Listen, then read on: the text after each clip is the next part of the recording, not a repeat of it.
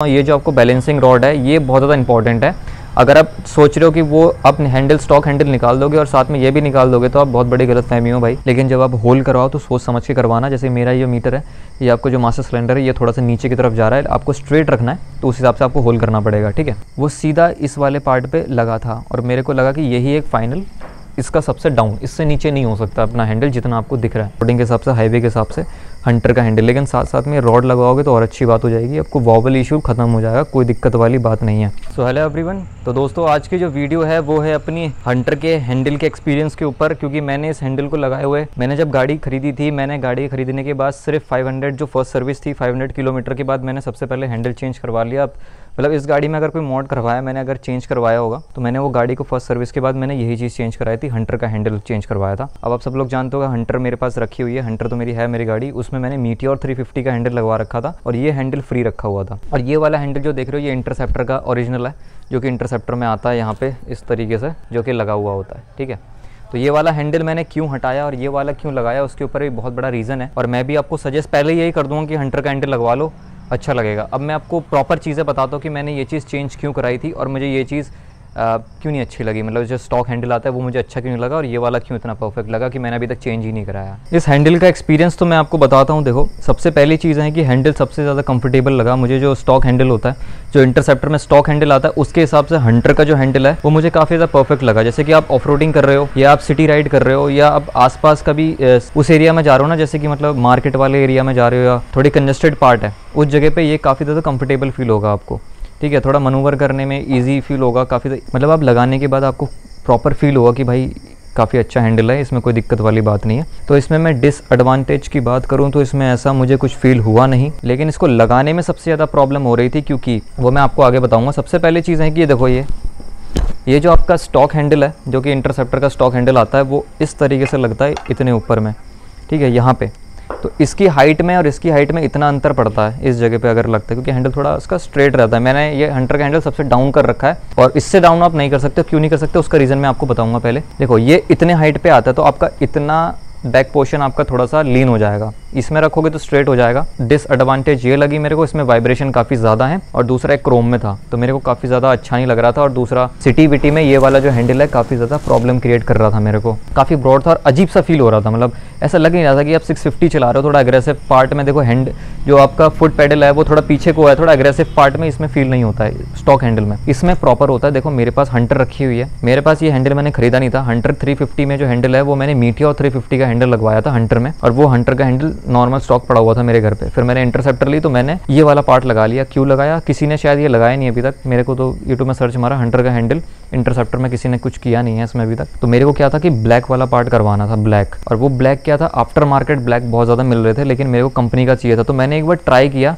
Company में call करके कि भाई ये हंटर का हैंडल लग जाएगा क्या, तो उन्होंने बोला नहीं लग पाएगा। तो मैं फिर थोड़ी देर बाद बोलते हैं कि चलो आप ले आओ, एक बार ट्राई करके देखेंगे, लगता नहीं लगता, एक बार मतलब ट्राई कर सकते हैं। तो मैं लेके गया साथ में, फर्स्ट सर्विस का टाइम था मेरा उस टाइम, मैंने फर्स्ट सर्विस भी कराने जा रहा था और साथ में मेरे को ये चीज़ भी करानी थी। तो मैं हैंडल लेके गया। लगाने के टाइम सबसे बड़ा डिफिकल्ट जो पार्ट आया था वो क्या आया था, इनने पहले यहाँ पे टेस्ट किया तो कोई दिक्कत नहीं थी। चलो इसकी बातें मैं थोड़ी देर में आपको बताता हूँ। सबसे पहले एक और चीज़ की बात बताता हूँ। ये जो आपको बैलेंसिंग रॉड है ये बहुत ज़्यादा इंपॉर्टेंट है।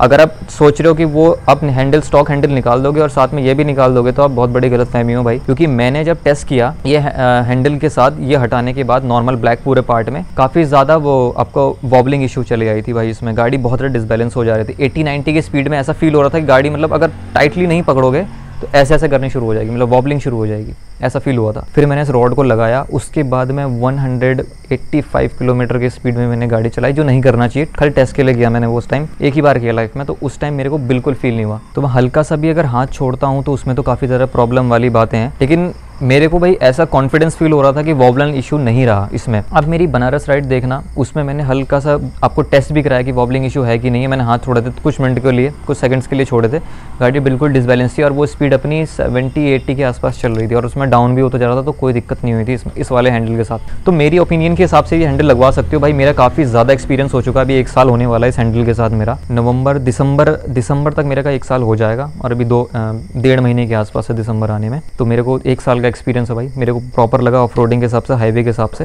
हंटर का हैंडल। लेकिन साथ साथ में रॉड लगाओगे तो और अच्छी बात हो जाएगी, आपको वॉबल इशू खत्म हो जाएगा, कोई दिक्कत वाली बात नहीं है। तो मेन प्रॉब्लम जो आ रही थी वो इस जगह पे आ रही है, जो आपका रेस वाला पार्ट है, इस जगह पे एक होल लगता है, जैसे कि आपको स्टॉक आपको दिखा रहा हूँ मैं, इसमें जैसे होल दे रखा है ना ये वाला, ये आपका स्टॉक हैंडल में ये वाला होल, तो वो होल वहाँ पे मैच नहीं कर रहा था आपके हंटर में, तो हंटर का थोड़ा सा दूर पड़ रहा था, इस साइड को थोड़ा दूर पड़ रहा था, क्योंकि उसका थोड़ा ये वाला पार्ट थोड़ा छोटा है, मतलब उस हिसाब से मेंटेन नहीं हो पा रहा था ना। तो यहाँ पे उसको होल करने में हमको कम से कम इतना ज़्यादा टाइम लग गया, हमको कम से कम 40 to 45 मिनट्स सिर्फ हमको होल करने में लग गए थे, क्योंकि उनके पास वो ड्रिल इतना ज़्यादा मजबूत था ना, ये हंटर का हैंडल भाई सीरियसली बोल रहा हूँ काफ़ी ज़्यादा मजबूत था, उनको वो ड्रिल से भी पूरा आग निकल जा रही थी, धुआं निकल जा रहा था, फिर भी वो पानी डाल के किसी तरह वो होल किया उनने। वो आप वीडियो आप ज़रूर देखना मेरी फर्स्ट सर्विस की, उसमें आपको मैंने प्रॉपरली दिखाया है, बताया भी है मैंने उसमें। तो वो चलो किसी तरह ड्रिल होके ईजिली अटैच हो गया। अब मेन प्रॉब्लम और जो मैं सोच रहा था फेस होगी, वो थी अपनी वायरिंग की, क्योंकि जितने भी आपके वायर्स हैं ना, आपके ये देखो यहाँ पे इंडिकेटर है, हॉर्न है, ये सारे जो वायर्स है आपके डिपर वगैरह लाइट्स, ये वायर कहीं मेरे को चेंज ना करानी पड़े, क्योंकि उस हिसाब से मेरे को लगा था कि शायद थोड़ा सा ज़्यादा हो जाएगा, कम हो जाएगा, मतलब थोड़ी इधर उधर दिक्कत हो सकती है। ऐसी कोई प्रॉब्लम नहीं, डायरेक्ट फिट हुआ खाली यहाँ पे होल की। बाकी जो क्लच का जो पार्ट था, क्लच भी एकदम अच्छे से आया, लेकिन क्लच में एक हल्का सा एक बताऊँगा कि थोड़ा सा देखो डाउन अगर होता है ना तो थोड़ा सा क्लच एक्स्ट्रा निकल आता है। वो एक्स्ट्रा कहाँ पे, ये देखो ये जो आपका ये दिख रहा है ना, ये क्लच वाला पार्ट अपना थोड़ा सा और ऊपर से जाता है, तो मेरा ये वाला पार्ट इससे हल्का सा टच होना है, मतलब टच हुआ नहीं है लेकिन हल्का सा टच हो सकता है। तो ये तो चलो टाइट है, कोई दिक्कत नहीं है, लेकिन उसमें क्या होता है स्टॉक वाले में थोड़ा ऊपर रहता है, तो ये और स्ट्रेट हो जाता है, तो कोई दिक्कत नहीं होती उसमें। इसमें हल्का सा क्योंकि डाउन है, हैंडल छोटा है, तो थोड़ा सा एक्स्ट्रा पार्ट बाहर की तरफ निकल रहा है। दूसरा मेरे को प्रॉब्लम आ रही थी कि यहाँ पे जो आपका ये वाला जो ये है ना, ये रेस वाली वायर, इसमें भी कोई दिक्कत नहीं हुई है, थोड़ी सी एक्स्ट्रा झूल रही है, फ्री हो चुकी है, मतलब इसमें भी कोई दिक्कत नहीं हुई। तो वायरिंग की मेरे को मेन इशू ऐसा मतलब माइंड में बैठ रहा था कि भाई बहुत कुछ चेंज कराना पड़ेगा हैंडल चेंज कराने के लिए, क्योंकि उसका हैंडल काफ़ी ज़्यादा ब्रॉड है, इसका हैंडल काफ़ी ज़्यादा छोटा है, ऐसा फील हुआ था। लेकिन दिक्कत क्या थी, मेन था आपका जो होल का दिक्कत होता है, वो आप करवा सकते हो वहाँ पे जाके, कोई दिक्कत नहीं है, बट थोड़ा सा टाइम लगता है, टाइम टेकिंग है। और दूसरा क्लच में थोड़ा सा एक्स्ट्रा पार्ट रह जाता है, क्लच का ये दो थोड़े से डिफिकल्ट रहते हैं, लेकिन एक साल में मेरे को इसमें कोई दिक्कत नहीं। क्लच तो टूटता रहता है, वो तो एक अलग बातें हैं, वो मेरी गलती थी, मतलब टाइम निकल जाता ना इसलिए ज़्यादा यूज़ करने में, लेकिन हैंडल के हिसाब से कोई दिक्कत नहीं थी। रॉड लगा लो कोई दिक्कत नहीं है। अब मैं आपको दिखाता हूँ यहाँ से जो आपका एंगल बन रहा है, ये इस टाइम मैंने हैंडल आप चाहो तो हल्का सा ऊंचा कर सकते हो क्रूजिंग के टाइम पे, लेकिन उसमें भी एक दिक्कत आएगी आपको, वो मैं आपको थोड़ी देर में बताऊंगा। ये मैंने अपने सबसे नीचे कर रखा है इस टाइम। सबसे नीचे कैसे आपको मैं दिखा रहा हूँ, जैसे कि ये मैंने ऐसे किया, अब यहाँ पे जो गैपिंग है वो इस तरीके से आ रही है, इससे ज़्यादा नीचे करोगे तो टैंकी में लगेगा। इस साइड से मैं आपको दिखा दूँ, ये देखो इतना गैपिंग इसमें रह चुका है। यहाँ पे इस वाले का गैपिंग थोड़ा सा कम है, शायद थोड़ा सा हैंडल थोड़ा वैसा होगा। यहाँ पे मैंने और टेस्ट करने की कोशिश करी थी, इस साइड से आप देखोगे ना कि मैंने इसको और नीचे करने की कोशिश करी थी, तो मेरा जो ये रैप है, ये देखो हल्का सा यहाँ पे रैप थोड़ा सा उखड़ गया है। क्यों? क्योंकि ये जो प्लास्टिक वाला पार्ट है वो सीधा इस वाले पार्ट पे लगा था, और मेरे को लगा कि यही एक फाइनल इसका सबसे डाउन, इससे नीचे नहीं हो सकता अपना हैंडल जितना आपको दिख रहा है। इतना अच्छा है भाई, कोई दिक्कत वाली बात नहीं। इसमें कट वट मारने में थोड़ा सा एग्रेसिव भी बन जाता है इंसान, मतलब चलाने में, और वैसे कोई दिक्कत नहीं है। और ब्लैक आउट है तो काफ़ी ज़्यादा परफेक्ट है, इसमें भी कोई दिक्कत नहीं है। हाँ, अब भी मैं बढ़ता ऊंचा करने में। ऊंचा करने में क्या एक नॉर्मल दिक्कतें हो जाएंगी कि क्लच थोड़ा सा टाइट हो जाएगा आपका, अगर ज़्यादा ऊपर करते हो क्लच थोड़ा सा टाइट वाला फील हो जाएगा, ये वाले पार्ट वायर जो है वो थोड़े से टाइट हो जाएंगे। लेकिन अभी आप देख रहे होगे जो मास्टर सिलेंडर है वो थोड़ा सा झुका हुआ है पीछे की तरफ, नीचे की तरफ, मेरी तरफ। अब इसमें क्या दिक्कत थी, यहाँ पे जो होल किया था वो होल करने के टाइम थोड़ा सा डिफ़िकल्टी उनको फेस हो रही थी, क्योंकि होल नहीं हुआ। उनने जैसे लगाया था उस टाइम थोड़ी सी दिक्कत हो गई थी, थोड़ा सा हमको जो होल था वो थोड़ा सा पीछे करना था, तभी मास्टर सिलेंडर एकदम स्ट्रेटली आ जाता। पूरा ये जो पार्ट है ना पूरा जुड़ा हुआ है एक साथ में, तो वो स्ट्रेट हो जाता। उस चक्कर में ये चीज़ थोड़ा सा टिल्ट रह गया, बट इसमें कोई दिक्कत नहीं। फ्लूइड हमेशा फुल रखना पड़ेगा। अब इसमें थोड़ा सा नीचे होगा तो दिक्कत होगी, बट ब्रेकिंग में कोई दिक्कत नहीं है, फुल टू गुड ब्रेकिंग चल रही है, इसमें कोई दिक्कत वाली बात नहीं है। फ्लूइड हमने एक बार भरा है, इसमें भी कोई प्रॉब्लम हुई नहीं। तो ये अपना एक्सपीरियंस था इस हैंडल को लेके, इसमें भी कोई दिक्कत नहीं है। आप इस मिरर भी इजीली फिट करा सकते हो, हर चीज़ इजी वर्कड है, कोई दिक्कत नहीं। सिर्फ होल और आपका थोड़ा सा ये क्लच का थोड़ा सा आपके मीटर से लग सकता है हल्का फुल्का, वो अपने आप एजेंसी के हिसाब से आप उसको बता सकते हो। लेकिन जब आप होल करवाओ तो सोच समझ के करवाना। जैसे मेरा ये मीटर है, ये आपको जो मास्टर सिलेंडर है ये थोड़ा सा नीचे की तरफ जा रहा है, आपको स्ट्रेट रखना है, तो उस हिसाब से आपको होल करना पड़ेगा, ठीक है। दूसरा ये देखो, ये आपका स्टॉक है, ये आपका हंटर का है, ये आप इस तरीके से इसमें व्यू आता है, मैं दिखा दूँ आपको। ये इसका मेन एंगल है, इतना फ़र्क पड़ता है, बाकी और कोई फ़र्क नहीं है, इसमें ज़्यादा अंतर नहीं है। ब्रॉडनेस देख रहे हो, हर चीज़ सेम लगती है, लेकिन हंटर का थोड़ा छोटा फील होता है मुझे। और बाकी ये क्रोम में था, और काफ़ी हल्का लग रहा है मुझे ये इसलिए। और हंटर काफ़ी ज़्यादा हैवी है भाई, इसके मुकाबले तो काफ़ी ज़्यादा हैवी है और ड्रिल करने में बहुत ज़्यादा प्रॉब्लम हुई थी इसके हिसाब से भी।